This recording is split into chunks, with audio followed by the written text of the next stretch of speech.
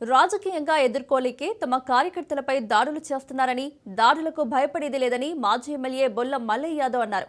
సూర్యాపేట జిల్లా కోదాడలో ఆయన మాట్లాడుతూ ఎమ్మెల్యే పద్మావతి కనుసన్నల్లో పట్టణ సీఐ పనిచేస్తున్నారని మండిపడ్డారు. ఇసుక, గంజాయి, మట్టి మాఫియాలో పట్టణ సీఐ శివశంకర్ పాత్ర ఉందని అన్నారు.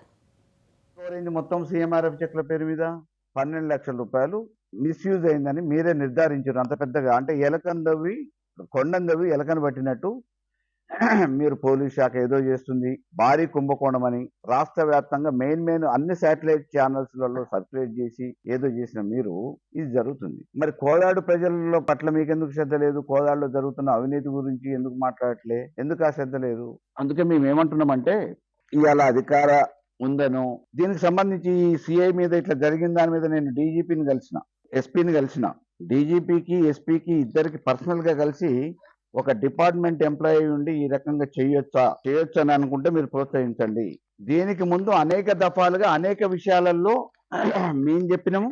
ఇసుక పేరు మీద జరిగిన విచారణలో ప్రత్యక్షంగా అతనే అని చెప్పి తెలిసినా అతన్ని మీద చర్యలు తీసుకోకుండా వేరే వాళ్ళని బలి చేసి, ఎందుకంత ప్రేమ ఈయన మీద? ఈయన ద్వారా ఏం చేపించుకుందామని అనుకుంటున్నారు? కాకి బట్టలతో ఉపయోగించి ఎవరిని ఇబ్బంది పెట్టాలి, రాజకీయ ప్రయోజనం పొందాలనుకుంటున్నారు. ఈయనే ఉండాలని ఇన్న అవినీతికి నిలయంగా కోదాడుని తయారు చేసిన అధికారిని వెనకేసుకొచ్చే